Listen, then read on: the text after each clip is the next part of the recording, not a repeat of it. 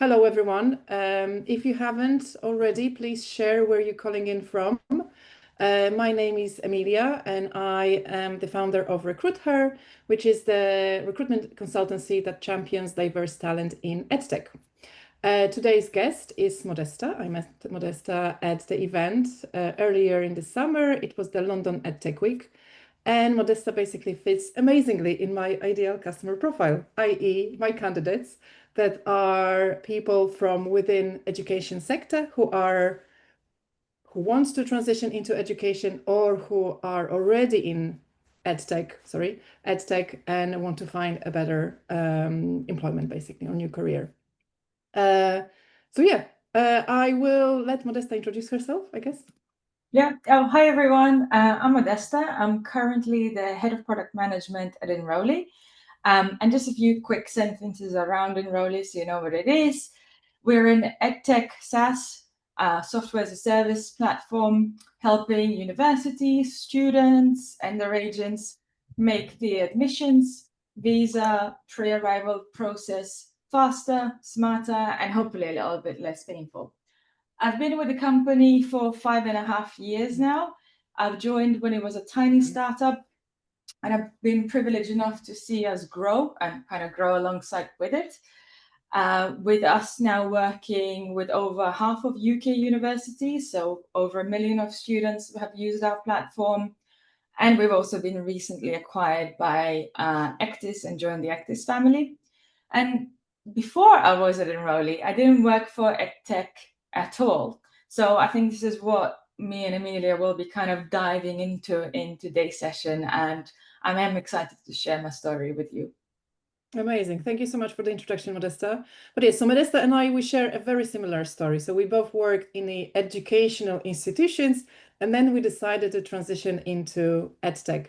So Modesta, I would like you to tell us a little bit more about your history working in the education sector, and also what made you swap into EdTech or change your career pathway. Yeah. So before I joined Enroly, I worked in universities, private education providers, in international student recruitment. In that job, I had a privilege of meeting a lot of really ambitious and wonderful young people, like they were chasing their dreams to study abroad. It kind of inspired me to do the same. So whilst working full time, I did go into part-time master's course in consumer psychology, which, by the way, shameless plug-in, is an amazing course. I'd recommend this to absolutely anyone, regardless of the career that you're in. But once I finished that degree and I had a bit more kind of headspace to think, I realized that the excitement and the drive that I once had for my job in international student recruitment wasn't quite there anymore. And also, I didn't really see myself or going up the ranks in that kind of university setting. I knew that something needed to change, and I needed something new, a new challenge, something to go in a completely different direction. So at the end of 2019, I made a bold, maybe some people would say reckless move. I'll let you guys decide. And I decided to quit my job completely. I quit my job without a plan. My only plan was to give myself 6 months to explore, figure out what's next. So in that time, I did things like online courses, things that were kind of interesting to me. Somehow I naturally started moving towards tech. I did some courses in user research. I started to learn how to code in Python, etc. And then one day, Jeff, who's one of the co-founders of Enroly and also somebody I worked with in the past, he reached out. They were launching the Enroly Casio platform, and he thought I might be interested in helping them. So I joined them first in a kind of more consulting capacity. But then very quickly, what started with a few hours a week turned into 10, 12-hour days. And led Jeff to offering me the job. full-time in product working with them. Now, to be fair, I don't think I really knew what product management, I don't think I fully knew what product management was at the time, but I accepted it right away. And that was basically two reasons. One is I really loved the product that we were building. And secondly, I really liked the people that worked in Enroly. Everybody was so driven, passionate. The company had so much ambition. And I just kind of wanted to be a part of that crowd. Now, one quick thing that I'll mention is if you're thinking of the dates, I left, I was jobless at the start of 2020. And 2020 was a significant year in other ways, right? It's when a global pandemic hit. So when I think back and reflect now, I'm actually so glad I took that leap of faith when I did, because had I waited a bit longer, I probably would have ended up staying in my at the time job for a few more years because, let's face it, what kind of crazy person quits in the middle of the global pandemic? So yeah, in that, I think the takeaway is you don't always necessarily kind of need that long-term plan, but you just need to create some space for yourself, to explore what you enjoy, to explore these new things and ideas. You don't have to go as drastic as me and quit your job. I'm not telling anybody listening resign tomorrow. But I think that, finding that time and space is kind of useful. Thank you so much for sharing that. And obviously you had a bit of a cushion, right? So you allowed yourself 6 months. That's amazing. But what I'm hearing a lot here or seeing is that you just trusted your, I don't want to say intuition, but you were guided by how you feel about certain things. So if you found, Python passionate, you started doing that. So you just follow your instinct to do the things that were aligned with you. And then obviously, luckily, you became a consultant, and then you were able to join in on a full-time basis, which again is amazing because not many people have that opportunity to work with a company and part-time, let's say, as a consultant and join. So you understood the culture, you understood what the product was for. So I understand that within this kind of 6 months time, you focused on building the skills that you thought that are required for, for your next role. But do you think that you brought anything from the time when you work in education institution into Enroly? Absolutely. And I mean, there's quite a few things, maybe like we can kind of highlight a couple. But the first I'd like to start with is kind of domain knowledge, right? The reason why, like, one of the co-founders of the company reached out to me, and the reason why I was able to contribute from day one is because I really understood the space that we're building for. What are the pain points, the processes, what are the goals? What is the world that we kind of like the product is building for? So for anybody who's kind of listening and maybe they're not in tech, but they work in education, that domain knowledge that you have, that like little part or broad part of the area that you're an expert in, that is essentially your superpower, right? Like for me, it was knowing all the hoops that international students need to jump through from when they decide to study until they arrive on campus. But for anybody else, it could be, I don't know, different things, classroom challenges, curriculum design, whatever it is that you're an expert on. And that is really, that is, I think, really important. At Enroly in general, we are built for the industry by the industry. And I mean, that's generally true. Many of my colleagues across different areas of the business come from education rather than tech. So some have worked in admissions, some like me worked in recruitment, compliance, you name it. So that background doesn't just help you kind of build the right things, but it also helps us speak the same language as our clients because we really kind of understand those pain points because most of us or many of us have been there ourselves. I mean, yeah, this is, yeah, as I mentioned before, this is music to my ears because this is exactly why I started to RecruitHer. The aim is to bring people with that inside knowledge that they can actually support EdTech corporations and companies to build pedagogically sound product. And I think in the current market, the job market in general is quite saturated in terms of candidates. So I think you, as a person looking for work, you can actually position yourself as a person with knowledge in that particular field, right? So you had experience in recruitment, you understood the processes, you understood the pain point, the stakeholders involved, and it was probably much easier to translate that within the organization. But I am also I think that what I'm also noticing is that yes, people have those transferable skills, and there are plenty. But what I'm also seeing is that sometimes people that are coming from education sector into EdTech are lost because obviously the fast-paced environment, different processes, very often in the education landscape, the decision-making process is really extended because there are so many different stakeholders. Whereas if you're joining, as in your case, startup, right? The decisions are changed quickly, I presume. Yeah, I mean, it's something that I didn't quite anticipate or expect, to be honest with you, when I joined, but it was a mindset shift. I don't think there's any other way to describe it.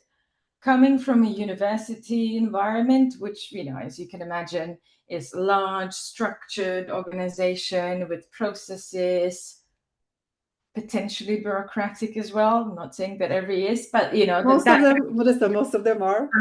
Moving into a tech space and a tech startup is a completely different world. First of all, you see the impact a lot quicker, which is obviously like super rewarding. Like I remember in those early days when we're like sort of building Cash Shield, I might give a bit of feedback in the morning, and by the afternoon, I might see some of my ideas materialize. Which is really, really cool. But with that, you also, I think, need to learn to be very comfortable to operate in the unknown. Now, what do I mean by that? It's kind of tricky to explain. But when I think back of a lot of my old jobs that I've had, you usually have a very clear process and a set of standards that you're operating to, right? So you're doing your job to meet these set standards. I feel like in tech, if you're doing that, something's gone wrong somewhere, because things change all the time. You're constantly like solving problems that you've never solved before. Like, not necessarily like an EdTech example, but things like deep AI fakes. It wasn't something that we had to worry about in any capacity 5 years ago. Suddenly it's a huge topic. So what was kind of best practice last year is outdated this year. So being able to adapt and being comfortable with things you don't know is really essential. And it can be quite hard. We were chatting before, and I was giving Emilia an example that I normally finish my day by writing a to-do list for tomorrow, just in case, I wake up and I don't remember what I'm doing. And especially in those early like startup days, a lot of the time by 9 a.m. the next morning, I could throw that list out of the window because something has changed. We found a new opportunity that we want to jump on, a new problem popped up. So you do need to learn how to pivot quickly, adapt, and kind of stay calm and collected while there's a bit of chaos happening around you. Which can be really fun, by the way, once you kind of get used to it. I mean, I've been there, I've done that, but I have to say, this kind of changing things so rapidly is definitely a process, and I'm usually pretty organized, and it was difficult for me to shift. And obviously, as you mentioned, you have a number of different people from working with you from within the education space. Is there can you provide? Do you usually suggest any training? How can you change that mindset? Are there any? I think mindset is something that's quite difficult, right? Like there's not like a course that you can go into and kind of change it. It happens naturally. I think the pace is moving quite fast, and you just kind of need to do your best to keep up with it. And over time, because I think this mindset that I'm talking about, it didn't happen like on day one. It was over time that you realize, actually, well, we plan to do this, but something's changed, and that's okay. We adapt, we pivot, we listen to our clients, we listen to the feedback, and you kind of do the best that you can do with the information that you have today, knowing that tomorrow this might be outdated and you might need to do something different. But that's fine. That's just sort of how things move, and especially now, with the fast pace of technological changes, I think that's kind of the reality of tech companies today. So in terms of, like you mentioned, the future and current, obviously, technology that is changing rapidly, from your perspective, like what could we do to maybe stay on top of things or future-proof our career and, secure, like future-proof our security with the current company?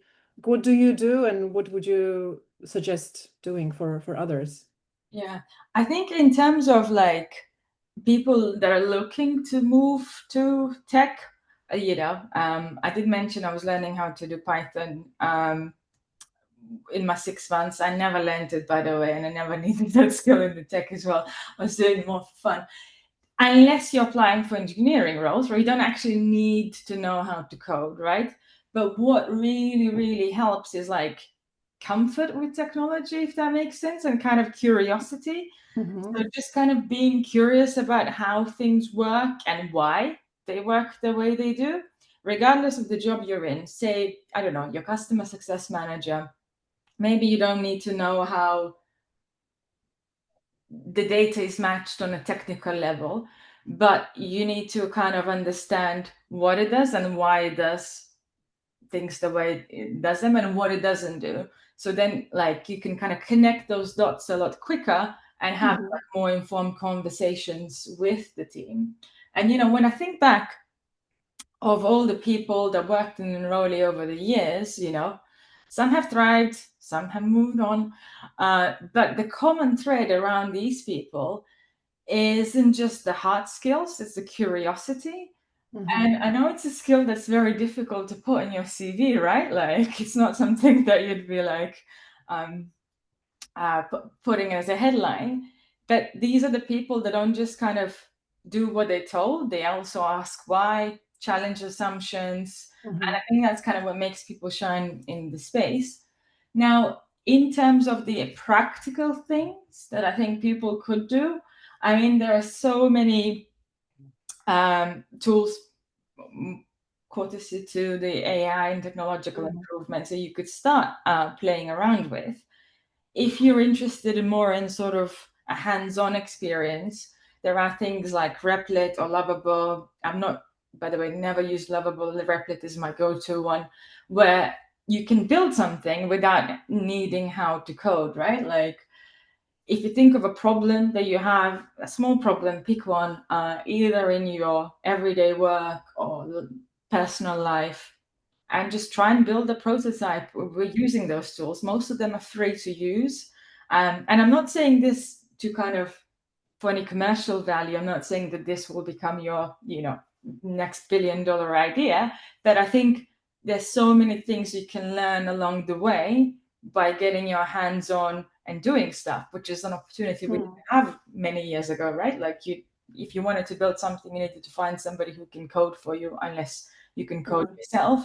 But now, as a result of these tools, you can actually try and get into this yourself, which for me, as a learning tool, works so much better than any kind of theoretical, knowledge. Than like, I learn things by doing them rather than like reading a book. But I guess sometimes people might be finding it difficult to find the thing that they need to improve or they want to learn. So I guess it's the try and error, I guess, what they like.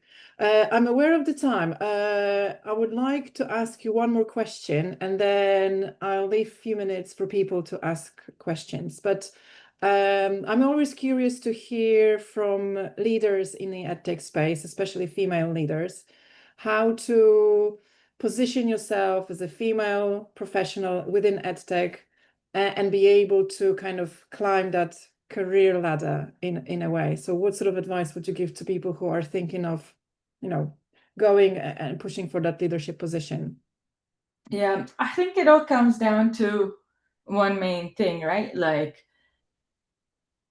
it's sort of related to that curiosity that I was talking about and questioning why instead of just, sort of getting on with your daily job. It's about really understanding the goals of the company that you work for. What is it like? What's the direction of travel? What's the vision of that company? What's the vision for the product? Where is it going? Where do you see it in X number of years?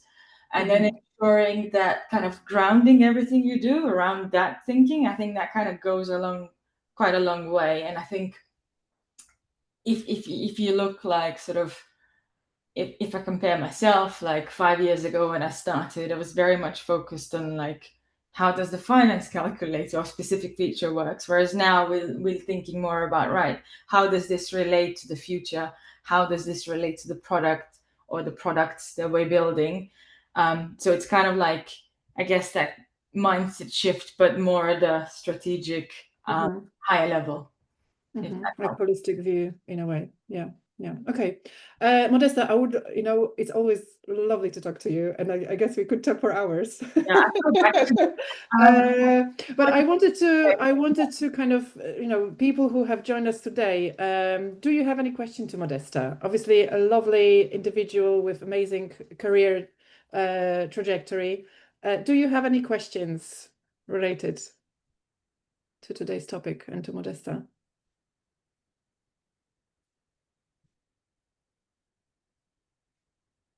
No questions? I ask a question.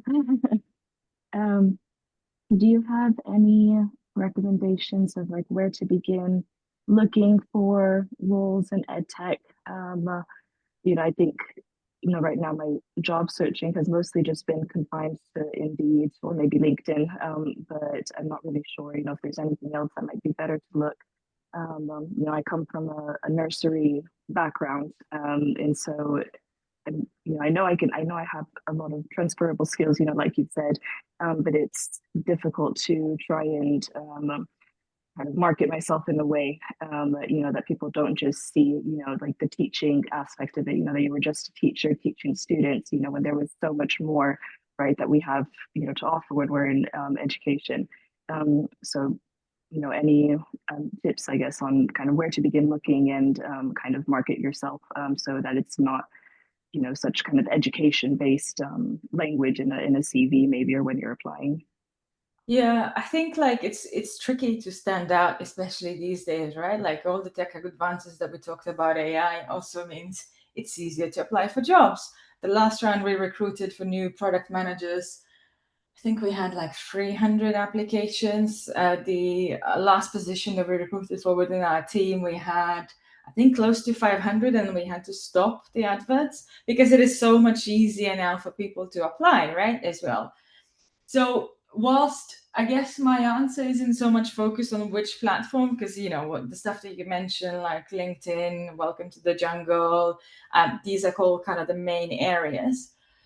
But I think the one thing, whilst we talk about tech, is very important to talk about is people, right?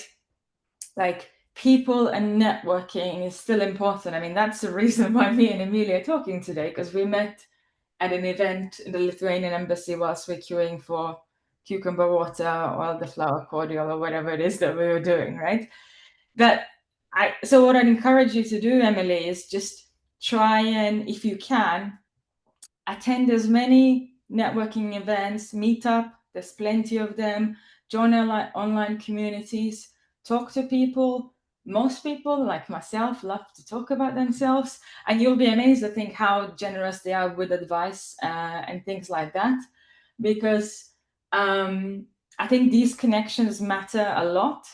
Now, when I look back at nearly every job that I've had in my adult life, every single one came through a recommendation, a conversation, a friend of a friend.